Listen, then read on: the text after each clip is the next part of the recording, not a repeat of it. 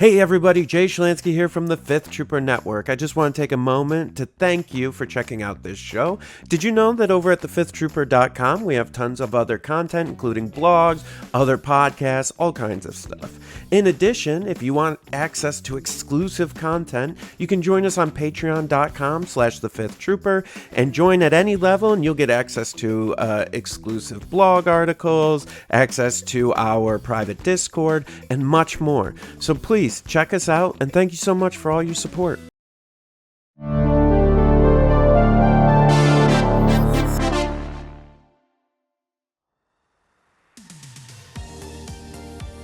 Welcome to the Notorious Scoundrels, a Star Wars Legion podcast bringing you the latest news, general perspective, and competitive discussion.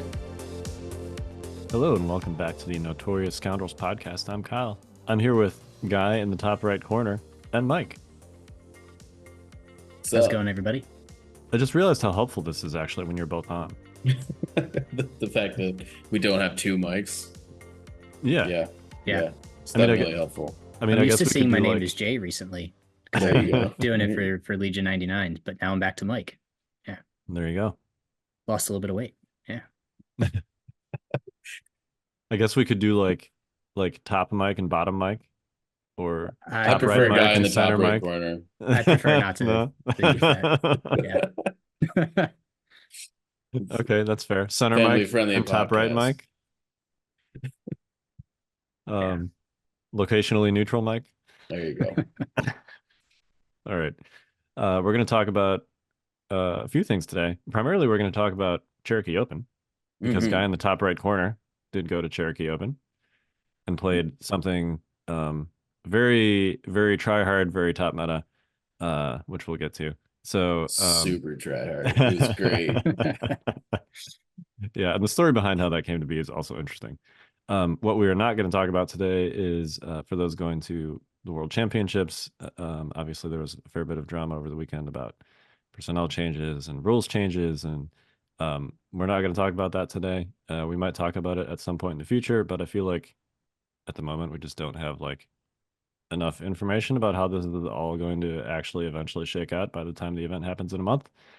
So for those waiting to hear about that, you'll have to wait longer. I'm sorry.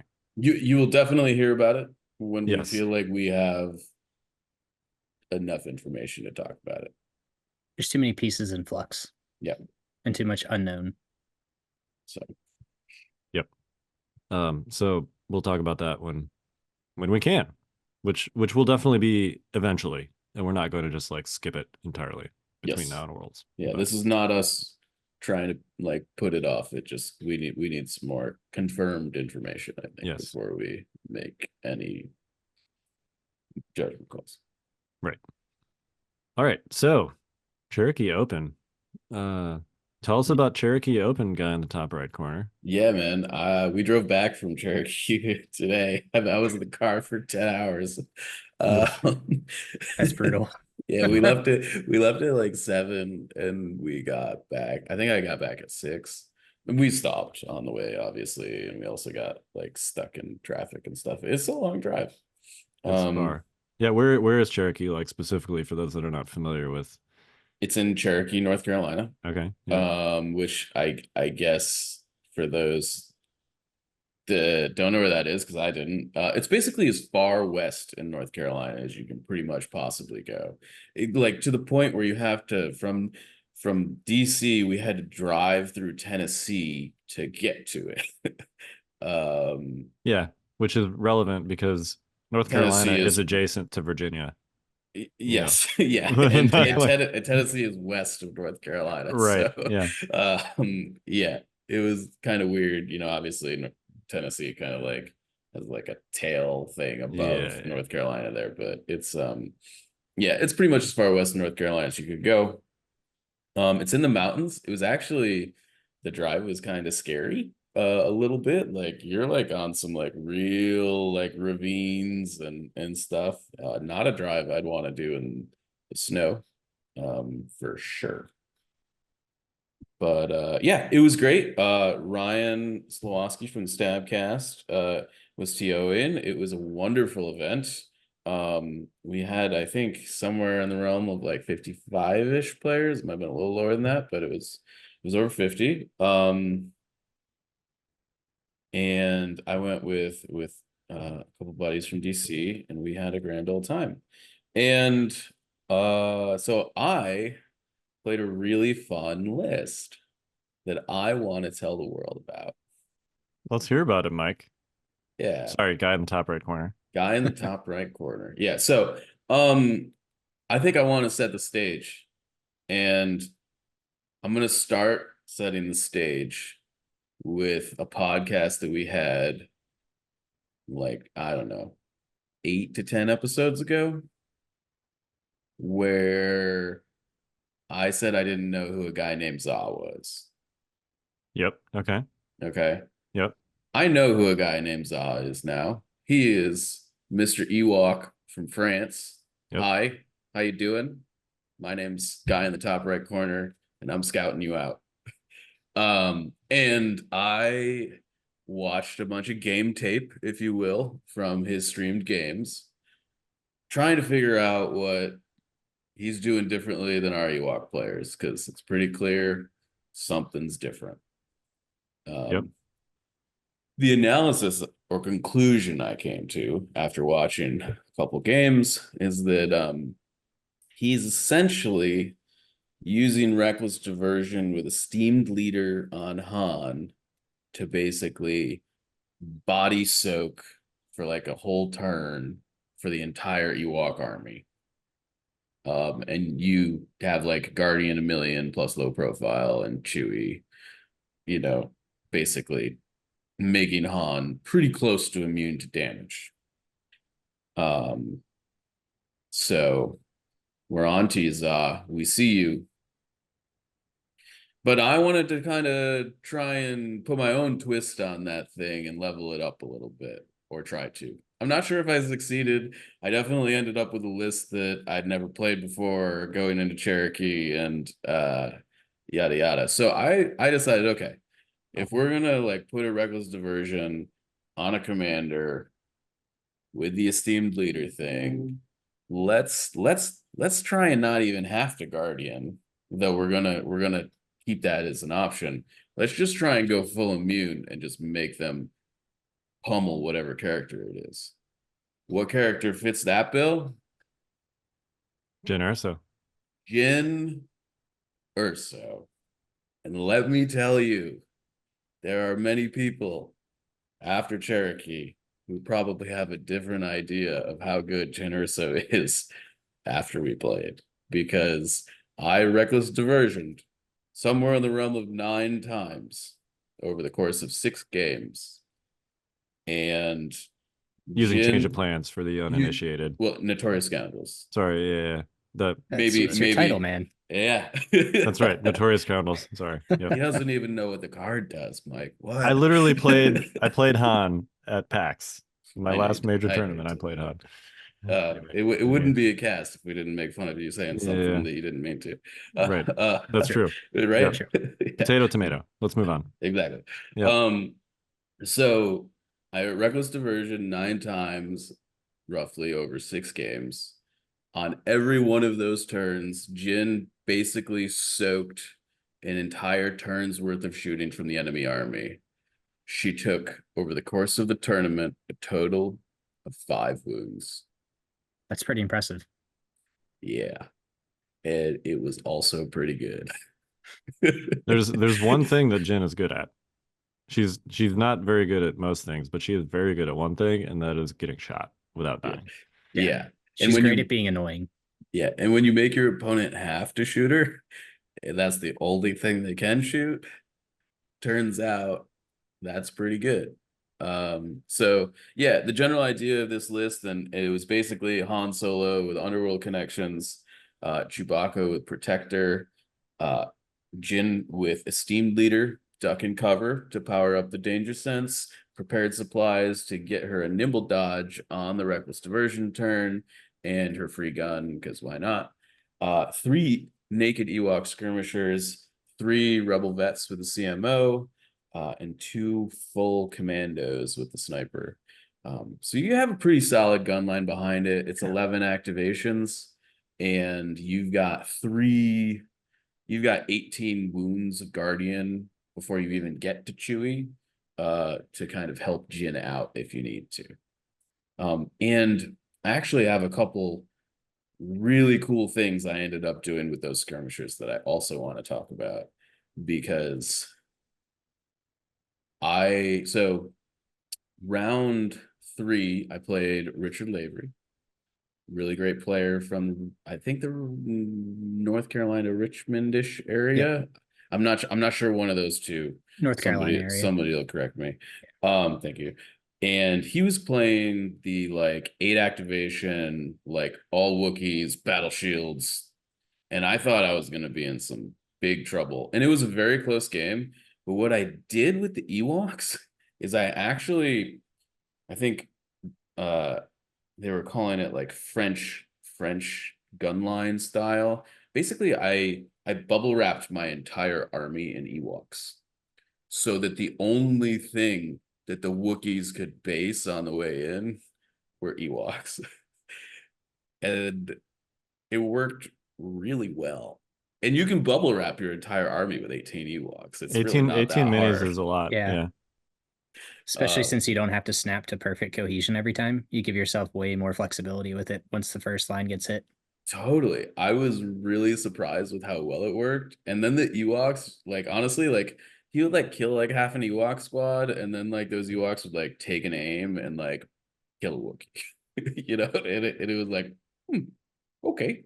And then the next Ewok squad would like jump into melee with the Wookiees and like kill another one. And I was like, all right, I think there's something here. The naked Ewoks were just like, you Guardian with them, and then they like either go deal with the melee threats, or they just like go take the back point. It was, I mean, that's what they do in the larger Ewok list too, which is fine. Yep. I just was really surprised at how well that kind of transferred to this like list that was not really Ewok centric.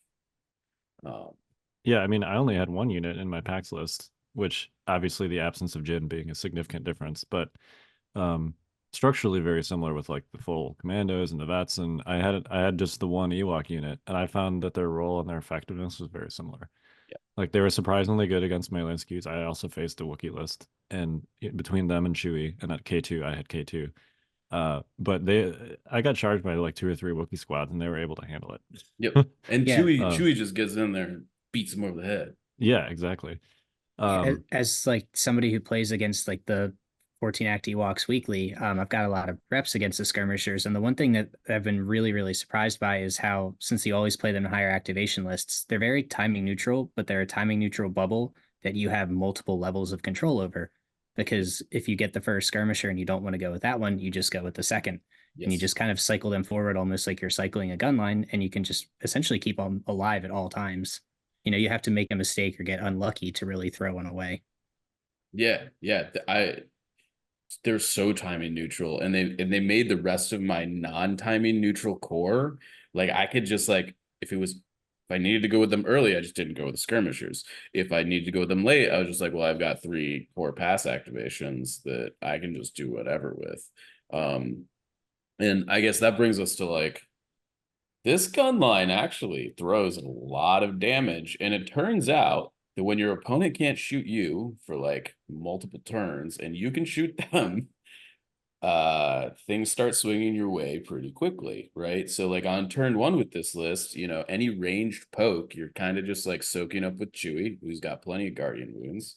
And then round 2, you're like, I'm going to play Reckless Diversion on Jyn, who you just like move into position, like because you like standing orders round 1 and just double move her exactly where she needs to be for Reckless Diversion, drop the Reckless Diversion, move the Ewoks up to make sure she's supported, and then you just start firing on all cylinders. They either have to choose to not engage you at all, in which case you just take the objectives, or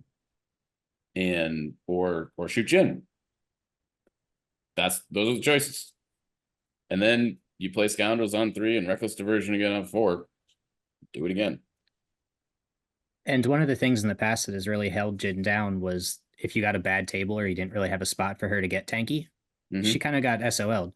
But with 3 Ewok squads and all that Guardian, you can essentially make your own position if you need to, because you've got that Guardian 18 like you were talking about. That was the thing that really like kind of took this up to 11 was like normally you're like, I gotta kind of put your reckless diversion target in a place that like is still sort of safe, you know. You need an exit strategy. You need an exit strategy. I'll tell you what, on those reckless diversion turns, the last token that got turned face down was Jyn Erso. It just like she was just like, yep, I'll take the 12 suppression. Don't worry about it. Like sometimes I moved her up almost to like range 2 of the enemy army, so that there was no way around it. You're shooting Jyn, get over it. And the Ewoks just move up behind her. They're not going to be able to shoot the Ewoks because she's reckless, right? And yeah, it was really strong.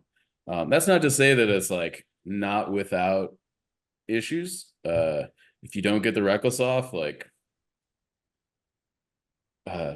it turns into a fair fight, which rebels aren't super great at. Nope. So speaking on that, I was curious, did you have to play against a Tempest or a Remnant Force? Because both of those give you access to pin down, and that seems like it would just hard counter this list strategy, because as soon as you're at range 2 there and that token disappears, she's kind of SOL. Yeah, I mean, there's no doubt that like any armor matchup, specifically those two, are probably not super great for the list. You definitely have a lot of forms of critical in like Han, Chewie, Jin, you know, the vets, to like deal with the armor threats eventually. But yeah, pin down is obviously like very good against that trick in general.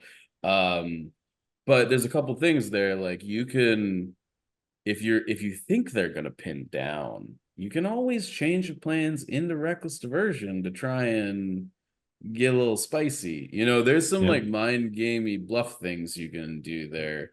You know, somebody might think you're like, oh, they're moving Jin right there. They're going to reckless diversion me next turn. And then you just drop change of plans. And they kind of have to bet on, they got to have to coin flip on whether to play it or like try and like wait for the change of plans and make it so that you can't reckless. I don't know. There's like a little mind game right there. Yeah, I'm not saying it's a be all end all. It counters your list. I was just curious if it was something that you ran into with the 6 game sample size. No, I definitely, I got away scot-free. Yeah, so I went 4-2. I technically went 5-1 and then played in the final. If I'm gonna air quotes finals, I played the only XO at the end because I got paired up. And I ended up losing that game. Experimental droids are real good. Yeah, well, we can talk about that at the tail end of the show. Yeah, but you know, I beat some big names with this list, and I gotta say, and I'm just gonna put this out there. I'm talking to you. This is a good list. Austin, I beat Austin in round 4. Liam down in Florida was like, Mike's list is terrible. There's no way you can lose to that, Austin. And think around round 4 in our game, also was kind of like,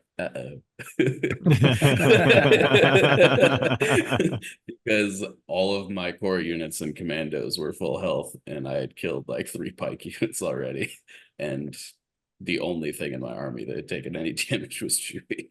And like a couple Ewoks died. Yeah. You know? So yeah. And I definitely think that like the games that I lost, if I could go back and play them again, I think I part of it was like I didn't know this list well enough yet. It was like I knew the tricks like that I built the list to do, but I didn't really like. This is the first time I've ever put an Ewok unit on the table, you know, and like it kind of like unclear to me like how often I was gonna get low profile to like do the things I needed it to do when they were like getting aggressive and stuff like that. And I definitely mismanaged some situations in the 2 games I lost that if I were to go back and like make specific decisions again, I definitely would do them differently. I don't know if that wins me the games, but I definitely think that like knowing what I know now, I would have definitely made different decisions.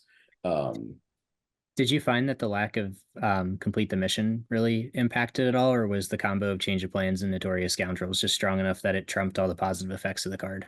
I would say the combination of the two is just way too good, you know. I did play against a Vader, and I just like I changed of plans in round one and the change of plans round two, You and I was like, douche. "You're never Darkness Descending ever," Yep. you know. Yeah. And like if you're not on Darkness Descends the first couple turns, like you really just don't want to get in There's no there time with to play it. Right. Yeah. Yeah. And so Like and that like base three. and like while I was doing that, I was just like eating the gun line behind it because like Vader's not messing with me, so like let's just eat the rest of the list. Um, and yeah, I don't know. It was a really fun experience to like put a unit on the table that everybody thinks is absolutely hot garbage and like have it work. Yeah, that was my Cherokee weekend. I had a blast. That's awesome. I really think that obviously Jin kind of takes what that list already does with Reckless Diversion and just turns it up to 11. I think there's some merit to that structure, just in general, with or without Jin, and the Yeah. concept of using Reckless Mhm. Diversion like that. You know, it's possible you don't need to turn it up to 11 for it to still be an effective tactic. Like, I think Totally. people have mostly forgotten how good Reckless Diversion is. Yeah. I think the thing that makes it good, and this is really again what I was taking from Za, was that Reckless Diversion is a great card even before you like tack on any tricksy stuff to it. Esteemed Leader makes it insane because all of a sudden you can go from Han's low profile strips 3, Chewie can Guardian 3 a couple times until he dies, to you have Guardian 6 on Han before Chewie even has to get involved. Right? You have the ability outside of crits, in which case I mean I think can the Ewoks dodge Guardian crits? No. They can do it if they're within range 1 of 3PO. Right. So like if they're range 1 of 3PO and are range 1 of Han, they can Esteemed Leader crits. Yes. Yes. So like there's obviously some like corner cases there where you can like set it up so you can also Guardian crits without Chewie. But like most of the time dealing with just the hits is like more than enough. Uncanny Luck's also super good as far as defensive tech goes. The Pierce stuff, I think Han has a little bit more trouble with than Jin. Like Danger Sense 4 goes a long way to dealing with like handling the Pierce pools. Like when you're like when all's that remains is like 1 Pierce 1 and you're like, yeah, I'm rolling 5 dice. It feels a lot better than rolling 1 die and it getting pierced, right? So I think Jin's sort of got the leg up there, but yeah, I think you're right. I think you can get away with most of the trick with just Han.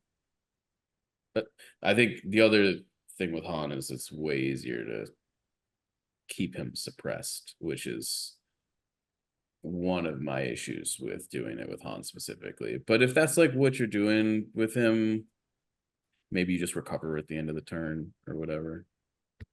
Yeah, assuming that's you can actually avoid why panicking. I was curious. Yeah, Sorry, go ahead. Yeah.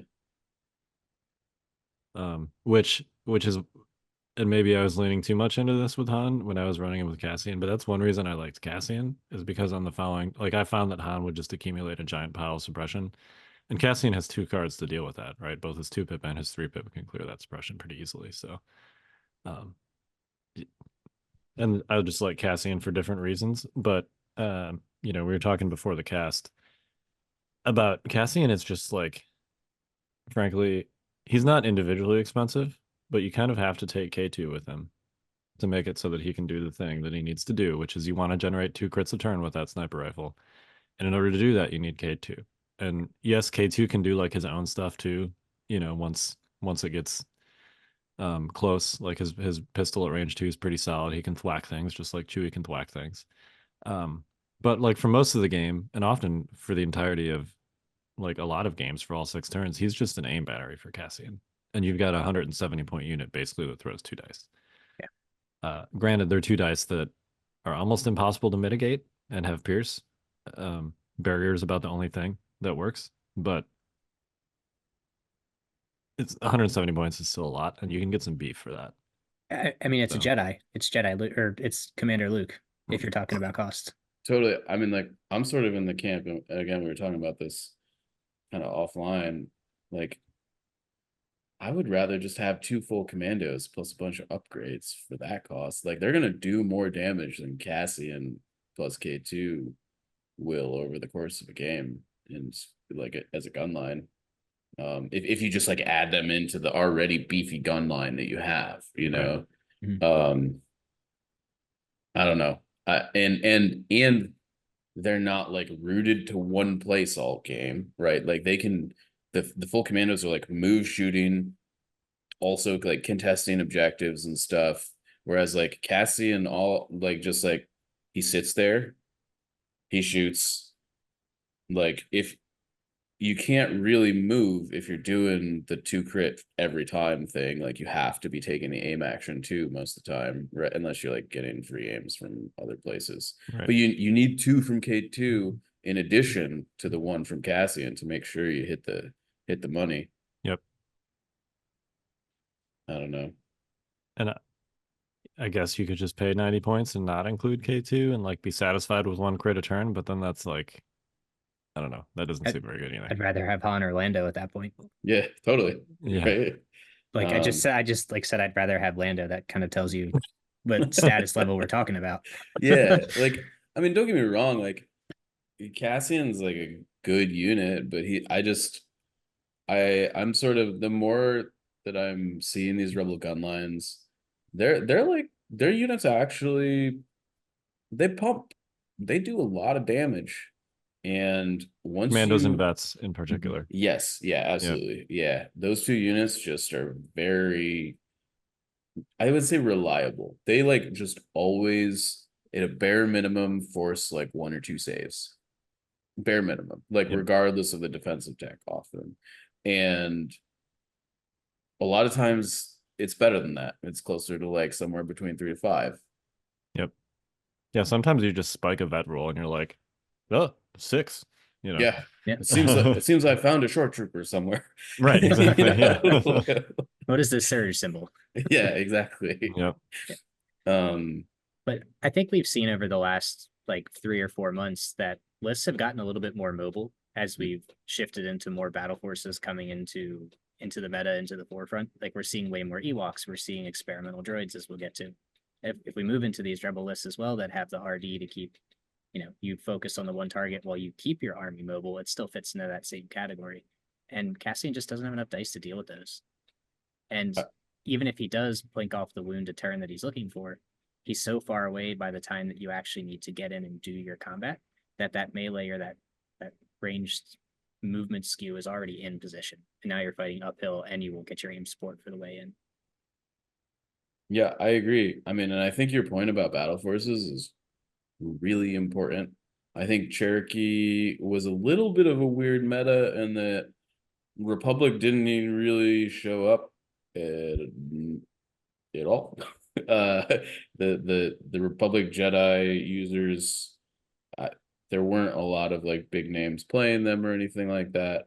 But the top 8 was 7 battle forces and Jin Erso. Just so we're clear. That hurts my heart. What were the 7? So obviously you mentioned experimental droids already. So half of it was Shadow Collective. All Pikes. Okay. Pikes, just straight Pikes fan, basically. All Pikes. Kentucky Dan had 1 Black Sun. Okay. But they were Pike Bosk based. They were well, at least Kentucky Dan was. There were yes. 1 was Pike Bosk based, or 2 were. And then the other one, Austin, was playing Maul. And then Richard was playing the Wookiee Battle Force. Wookiees, yeah. There was an Imperial Remnant by Danny Williams. Danny, yeah. And then that's 7 right there. And then the experimental droids. Yep. Okay. Yep.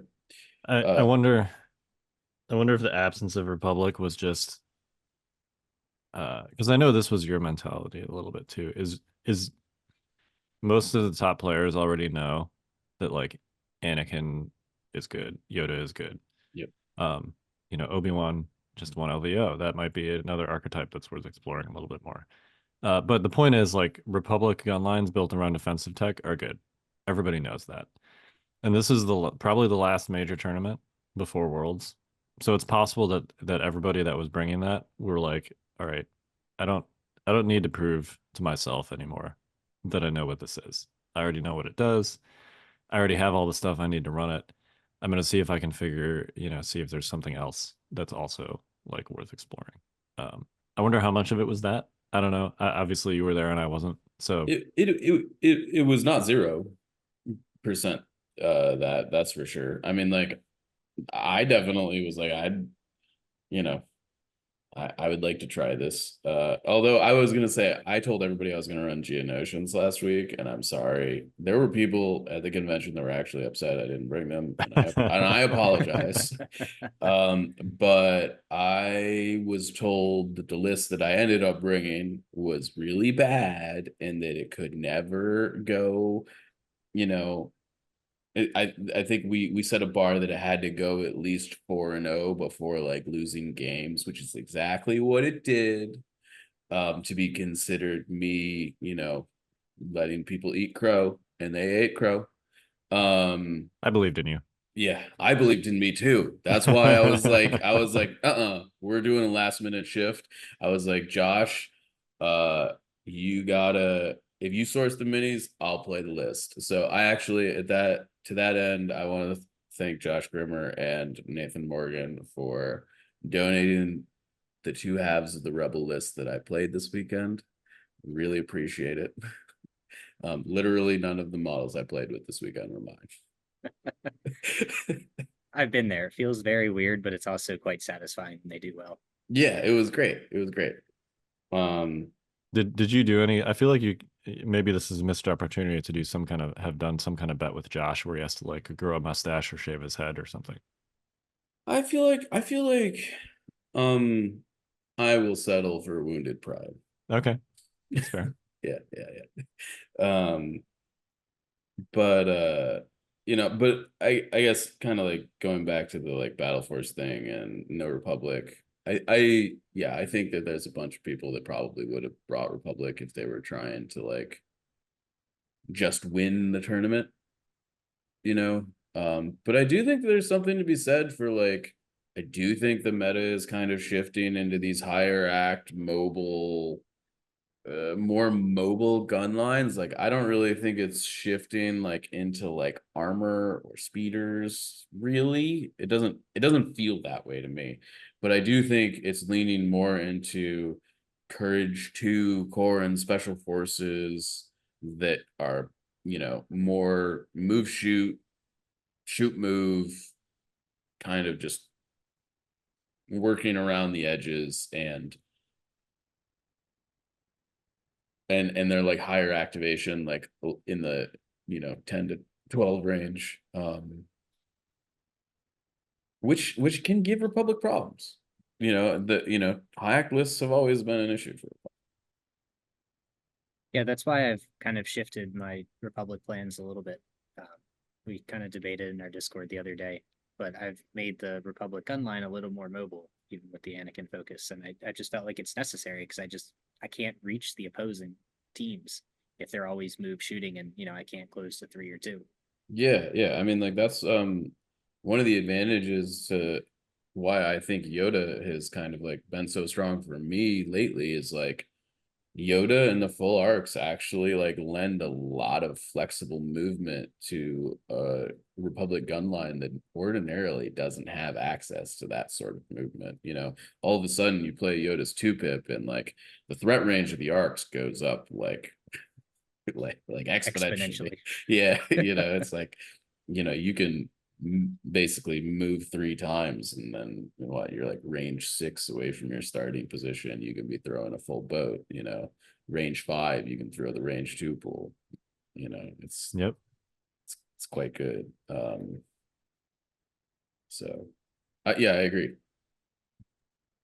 So if we're on the topic of battle forces, do you guys want to talk about experimental droids at all? Because I think there's a lot to unpack about how that battle force functions, both as a whole and in the meta that we're seeing now. Yes. The short answer is yes. I would love to talk about experimental droids. I think if I could have that game back this weekend, I would do some things like the other game I lost. It was like very small things I would change. I would completely redo turn 0 for sure. I had never played against experimental droids like in like a super competitive setting, and I think if I had had Yoda, it would have been a very different game instead of a very immobile Jyn list who's like, once I plant Jyn and plant my flag, I can't really go in front of her, which ended up being a real problem. But so I think a couple things. The first is, if you're playing experimental droids, you're on full BX commandos. Yeah. You're taking shields. You're all in on the BX commandos. Yeah, don't even the Magnas. If you take any Magnas, it's like your one last unit that you have to take to get to 9 to 10 activations, basically. You've got like 55 points left over, and you just need to fill it. Yeah. Though I will say Tyler, who I played in round 6, had a T series instead of the Magnas in his list. And it was actually pretty good because it allowed him to have two kind of command nodes to drop surges on, to kind of like give his ability to be mobile away from his commanders and still have access to the surges on the board, which I thought was interesting. I didn't even not having had a lot of experience with experimental droids with or against it, it didn't even occur to me that was really a thing you could kind of do. And so a couple of things. So the BXs are big. I think the repair droids on the B1s also huge. They just if you happen to end up being able to kill a BX droid or two, they just bring them back and you're back to square one. The other thing is the B2s range, the Ha with extra dice is actually kind of gross. You're talking about the range 3 shot, right? The range 3 shot, adding a black white to that pool, and they've got surge tokens probably from either aggressive tactics or the T series. And if for whatever reason you didn't get an aim with strategize to the BXs, they also might have an aim token. It's like 4 with blast most of the time. Yeah. And impact if you're running armor. Yeah, it was I was actually this gun actually feels a lot more scary than normal at the moment, and it's really just kind of like a side piece to the list. It's just a cool thing that you can do and have access to if you want it. But I think the biggest thing the list can do is obviously serve those surge tokens to the BX droids. And Tyler was actually far more aggressive with them than my expectation. My expectation was we were going to play a game that was centered around juicing up the range 5 pool and being completely safe with the BXs.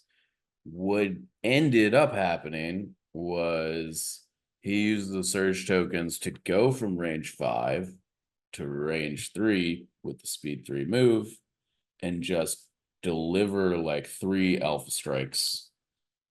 And then the following turn, just deliver 3 alpha strikes and use the speed 3 to get out of dodge. And going from 5 to 3 and just delivering a sharpshooter attack with a bunch of aim tokens via offensive push and strategize that has access to Pierce if you need it was really good. Yeah, the biggest thing that you've mentioned is you keep saying if and or and can and but, and this list just has oodles of flexibility with those surge tokens. And that's like the biggest thing. You were talking about the 5-3 there. It also works for objectives that way too, because it's like, what objective did you play? So the objective flip was not kind to me. I'm gonna be completely honest, and it could have been like it was like he had KP, intercept, bombing run, hostage in his deck. So the last two were bombing run and hostage, and he double banned his blue to bombing run, and I had to pick between bombing run and hostage. I ended up going with bombing run because literally everyone I've ever talked to that has played with or against experimental droids is like, don't give them hostage. I think I should have gone to hostage in hindsight. I think I would have had a much like higher percent to win the game. Bombing run was so incredibly silly. I could never drop a bomb without having him be able to like go get it with a speed 3 move and pick it back up. It was like impossible. Not to mention, he could just double speed 3 move and drop a bomb where I couldn't pick it up in my zone or like defend it at all. Hang on. Go ahead. You should not be able to double speed. How do you do in double speed 3? Because you can only spend 1 surge token per activation. Well, it increases your speed to 3 for the duration of the activation, isn't it? I thought it was just 1 move. Maybe it's just 1 move. I don't know. It is just 1 move. It's increase your speed by 1 during their next move action this turn. Oh, sure.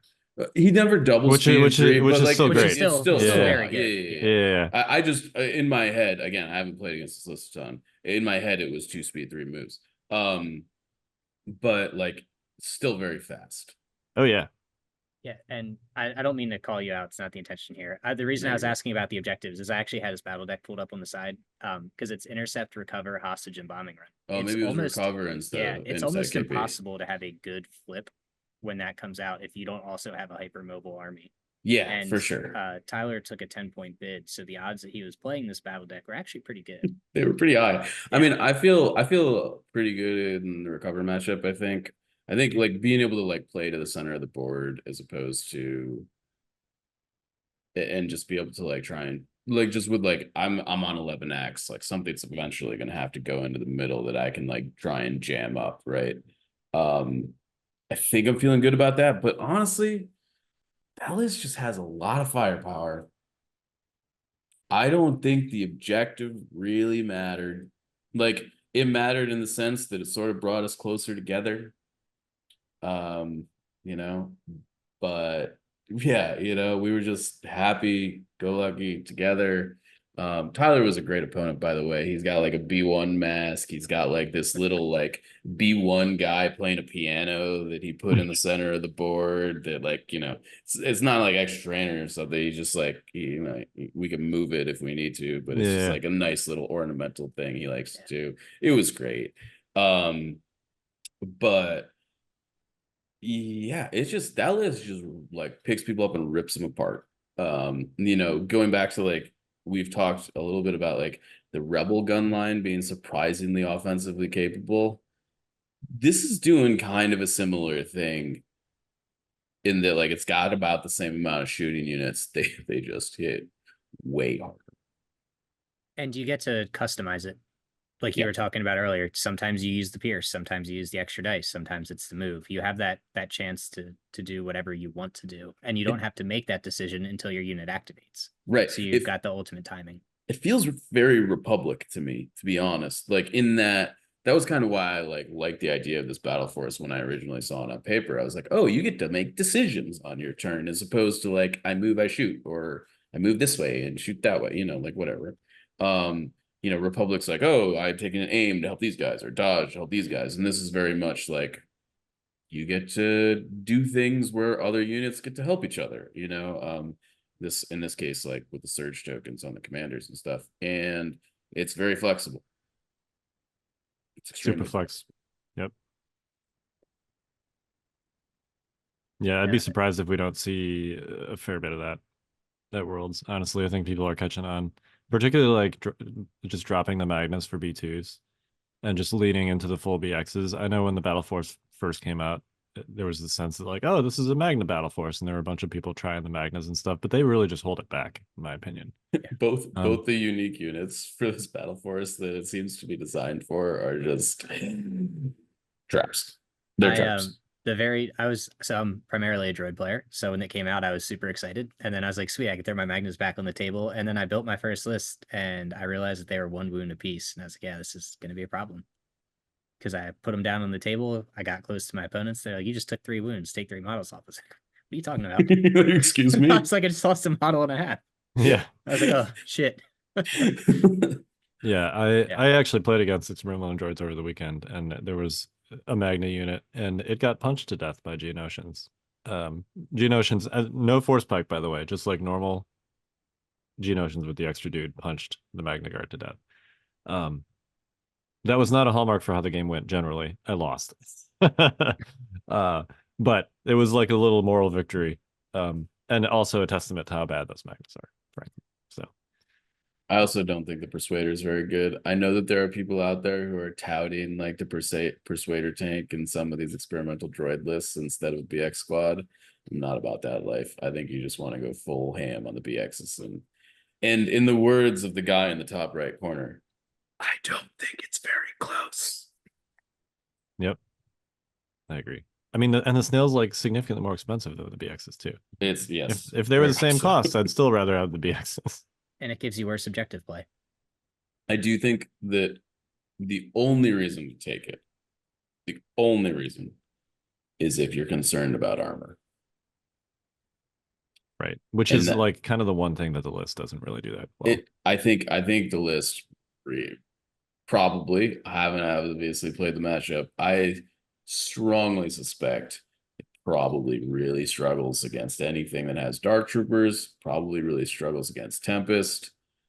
I think it's probably not very good in those matchups. Yeah, I've played almost this exact version like 4 times. And one of them actually was against Remnant in some of the like the meta triple Death Trooper, single Dark Trooper one. And the game really came down to, did the Dark Trooper save the hot shots? And if they rolled hot for one of the 2 shots, they just clapped your B2 back. Yep. And there wasn't a whole lot you could do about it. So with average variance or like one good roll in your favor, it definitely has the tools to take down a single armor piece, but you don't have any Pierce backing it up. And your other stuff is just critical, or you're hoping to roll crits, and you don't have any Pierce behind the critical. So you're really not in a great spot. It's not terrible, but one bad roll just kind of tanks your game. Yeah, and I think if you run into anything that's more than 1 armor unit, all of a sudden you're like, not feeling great about this. Tempest literally and figuratively walks all over that list. Yeah. But the final point that I kind of wanted to make about it is, we've always seen since like super tax have been out that their command cards are incredibly powerful. Yeah. And when they came out, they really warped the meta with the units they were able to affect with it. And this list also just takes the best advantages of all of their command cards and bumps them back up to 10 again. You know, the 1 pip is great because there's a lot of like single orders that we're giving out now with like Reckless Diversion or Anakin's 2 pip, and you can take advantage of that. You're going first, you're ruining their order control. Their 2 pip makes the BXs like unkillable for a turn because you've got the repair bots, you've got the shields, and then they go and they recover. Or I'm sorry, the 3 pip makes them like unkillable for the turn because you get the recover action for it, and you've got like 6 wounds off of that 1 card. And then the 2 pip, you're only playing 9 activations. At some point, you're probably going to get locked down by an Ewok or a Wookiee, and then you just walk out and shoot. Yep. If a BX walks out of melee with an Ewok and then shoots it, it's going to kill it. Oh yeah, yeah, and it gives you the tools to do that. Not to mention the Surge Crit Bombard. Also great. Yeah. Yeah. The other thing that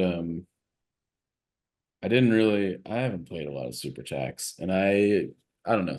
Let's be honest. Separatists have been in a bad way for a while. Yep. Yeah, okay. I'm aware, man. And frankly, when I've seen super tax on the table, it's generally been Kraken instead of Kalani in the past. I didn't realize that preservation protocols actually triggers off his direct. Yep. So it's really 3 things get disengaged, not 2. Yeah. Which, big deal.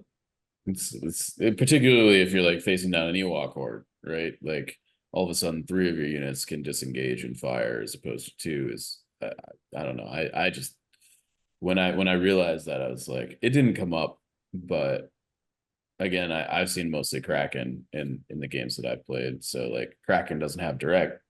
So that was kind of, anyways, something to call out, I guess. Yeah, ironically, it's another situation of the experimental droid's biggest weakness is other CIS lists. It folds to Ion. Like so if you ever ran into a spider, the one I played at a tournament one time and I ran into a Biston Cassian double FD, and like Biston shreds the BXs if it gets to him. Maybe that's what's going in my Jyn list now. There you go. Just throw in Biston. It's just for just for this one list. But like Biston shreds them. If you do ever run into spiders, not that I'd be shocked if you did. I'll give you $5 if you do. But there's gonna tear them apart because as soon as you flip those shields without actually getting the block, they do start to become pretty soft. Yep. But and they're losing actions too, potentially. So so then they're going to lose that move, or they're going to lose the shoot. So, there are things to be aware of. They're just not super common at the moment. Yeah, I think that's fair. I don't think it's unbeatable, to be clear. But I feel sort of like it's going to catch people off guard the same way the Black Sun list caught people off guard. Yep. And I'm definitely glad. Tyler, thank you for illuminating me a month before it was. And we're here to let the world be illuminated before Worlds. Sorry, experimental droid players. Cat's out of the bag. Cat's out of the bag. Yep. I do think it's fascinating too how just the concept of a list can evolve over time to be something that, if people are playing it as they first see it, is really just not very good. And then somebody finds whatever that magic formula is and takes it and it makes it totally different. And that's the case with, it being like notionally a Magna focused battle force. And really the best way to do it is just to focus on those BX droids, a unit that is frankly like not very good outside that context and has been quite bad for a while. But man, if they ever get buffed as a result of being like not very good outside that battle force, experimental droids is going to be crazy. It's going to be tough. I doubt that will happen. I don't think they're as bad as you're giving them credit for. No, probably not. But they've definitely been perceived that way for a while. No doubt. I think they are bad in the same way that like people thought full arcs were bad, and obviously full arcs got a buff like right after that. But like, yeah. I have died on this hill on my podcast, but full BXs are only bad because B1s are bad. Yeah, I think that's fair. And that has held them back for the last, I'll say, year and a half, because we've had the tools after their buff to really energize and supercharge them at a pretty reasonable price point, but you just have nothing else around them. And without these free surge tokens to get that customization, you just couldn't compensate for the crap that you had to fill your list with. Like a single full BX and a double Magna is actually a really killer punch if you pair that with Bosk and a super attack. But then you just have your B1 underbelly and it just folds to anything else that was good. So it's held it back for quite a while. And you don't have to do that now with experimental droids. Yeah, I mean, you're still taking like 2 of them, but their whole function is to keep the BX droids alive. Yeah. And you've got those surge bonuses, which just turn everything up to 11 for the BXs. For sure. Yeah. All right. Well, any final thoughts, gentlemen? I'm excited for Adepticon. Despite some of the hubaloo that we've seen over the past couple of weeks with I shouldn't say with everybody, with some of the community, I'm excited to go. I think there's going to be a super wide range of lists that are going to show up there. We're going to see it at Cherokee. I think it's a Rocky Mountain Open. It's in Denver. I believe Rocky Mountain is a week before Adepticon. Yeah, there's one that's going to be in like the Colorado Denver area that's supposed to be like 40-ish plus people before Adepticon. So I think that'll be our last look before we're all forced to lock in, which is on the 15th, I believe. Yes. I will say, and you guys might know this better than I do because this was This is Adepticon adjacent, and maybe the answer is that we're not going to talk about it yet. But the Inquisitor release date got pushed back, it looked like, and in my understanding, last I checked, was that the release date is actually it's on March 15th. After or like on the day that lists lock. I think it's on the day. It's the day of. Okay. And I actually have no idea if we've gotten clarification on like. We have not yet, but as we've seen through, we have, like, actually. Did we? Yeah. AMG OP posted in the Adepticon channel on TLD that the release date for them would not push any further than that, and that since they were being released before the tournament, that they would be legal. So okay. They gave a 100%er on that, huh? That's yes. And I can pull a direct quote if you want. No. I'm not. That's not a challenge. That's just me being like, that's a tight time frame. That's all. It is. Yeah. Look, I'm glad they said something though. I am too. I'm not. Again, this is not throwing shade. This is not. I honestly didn't know the resultant of that conversation. Yeah.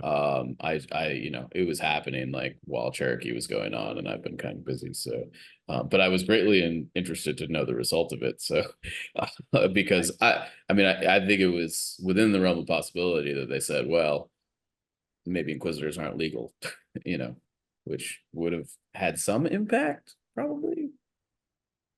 And the one thing I was going to say is we tend to know when this product ships about a week beforehand, because the stores get it early. So I think we'll be pretty comfortable by the 10th, knowing if they're going to be out or not.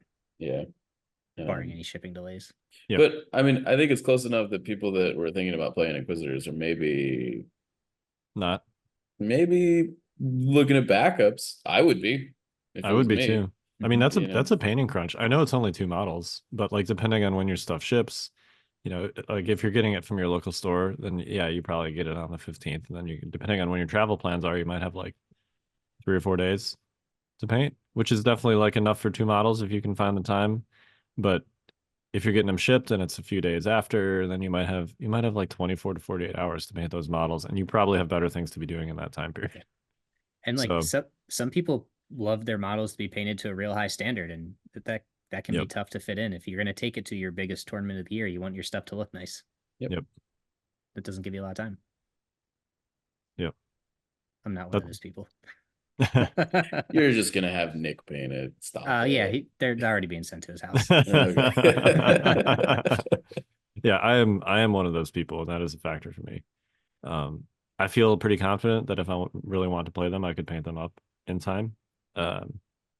But it's a factor for my other stuff too. Right now I'm still between like 3 or 4 lists, and 3 of those lists already have stuff fully painted for that looks pretty good. So cue the Kyle waffling memes.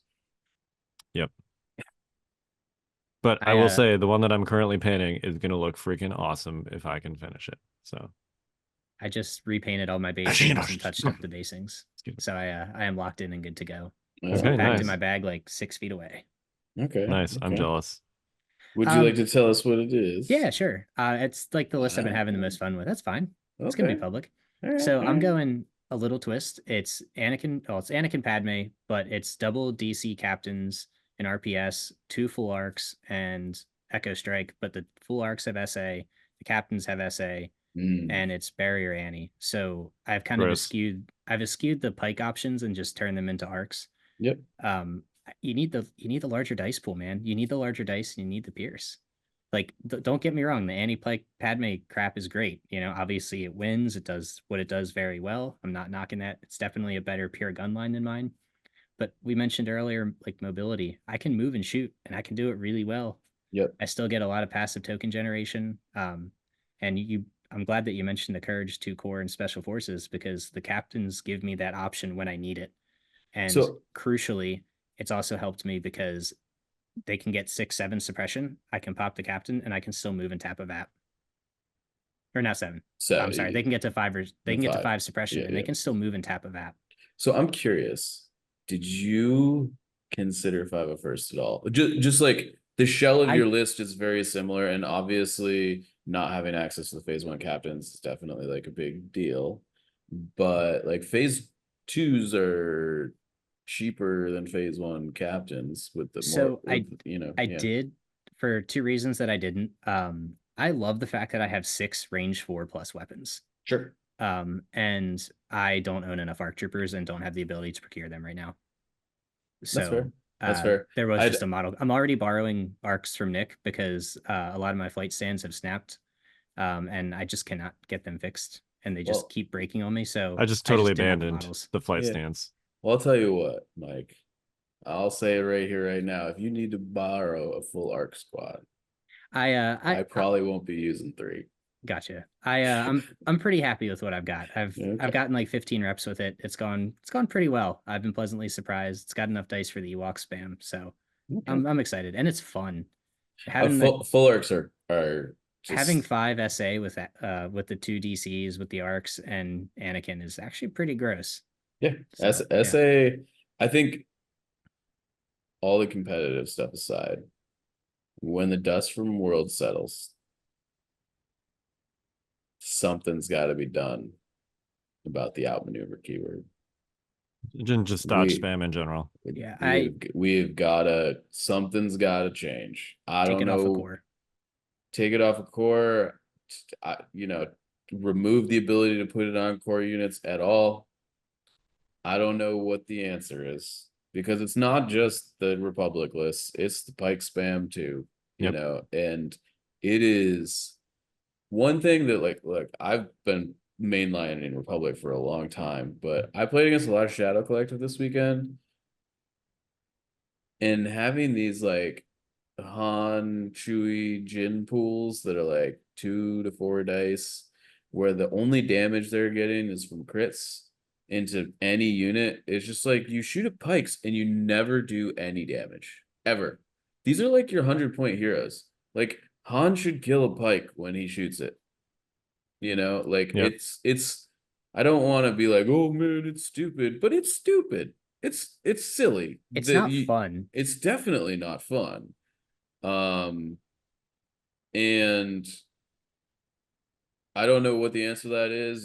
There are a lot of different answers. You could like give the like, if you didn't actually want to nerf outmaneuver or whatever, you could like give people with pistols high velocity or something like that. That is an answer. That is a route you could take. Didn't I suggest giving high velocity to I think it was Han, You did. like You a month ago or more. You may have, I don't remember. Yeah. But yeah. Like, it's definitely like, it's a solution. You'd have to like errata like 16 cards if that's the route you wanted to take, which is fine. I don't know. We need a 2.0 anyway, so why don't you just errata it? All right, well, that's all for today, folks. I did my job, Jay. That's all, folks. Yeah, I don't know. I do think that like that's it as far as like balance sweeps go. Balance sweeps. I think that's just, it needs to be looked at. I also think you can maybe just like jack the capos up to like 30 points apiece. You mean the personnel upgrade? Yeah. And I mean, and Have then you like, played and then like Kentucky Dan's list? yeah, I was gonna say the that just capo straight list up version is replaces pretty it. gross too. Look, I don't think it's as good, I don't either. but it's like 80% of the way there. The difference between 80 and 100 is 20%. It is, but when 100 is actually like 110 Facts. and Facts. yeah, I just like, I would say like a lot of these lists, like you chunk 20% off the top of all of these lists, and it's like, is no longer a problem. Debatable, but I agree with your broad point that dodge spam defensive tech lists are, if nothing else, they're very frustrating to play against. Yeah, I definitely think, and to me, it's really, I think dodge spam is fine. I think dodge is alleviating crits is the main problem. Like not having Bosk be like an answer to the dodge spam, or rebel heroes being able to like chip in shots under the dodge spam. Like, one of the things like don't get me wrong, the Yoda Padme list is very powerful, but like crits mess it up. like it has a real problem with crits. Yep. And you know, like the Pike spam and like the Anakin Padme and Mike, the list that you're talking about, like with SA on everything, it's just like there. I guess you bring high velocity, but like barrier kind of handles that for the most part. And heaven forbid they took Kenobi. You know, like, you know, they cut an arc and put an extra, like, I don't know, phase 2 mortar in there with SA and just upgrade Anakin to Kenobi, and now everything now all your high velocity shots are immune pierced too. Like, I don't know. Well, and all your high velocity shots can have dodges spent against them. Have fun, guys. Yeah, Stop because giving that's me how ideas. I Sarose thought I works was now. locked in. Yeah, exactly. You know, it's just like it takes the one thing that, you know, yeah, I don't know. There are a lot of, yeah. Yeah. And it's just a very abusable mechanic. It is. Well, and it's because it's stacking on top of everything else, right? Like when you're stripping 2 hits off everything for cover, like it's twice as hard to strip the dodges in the first place, right? And then you add barrier on top of that, you add possible guardian on top of that. It's just, it's because you can layer it, right? All right. Any final thoughts, gentlemen? I've said my piece.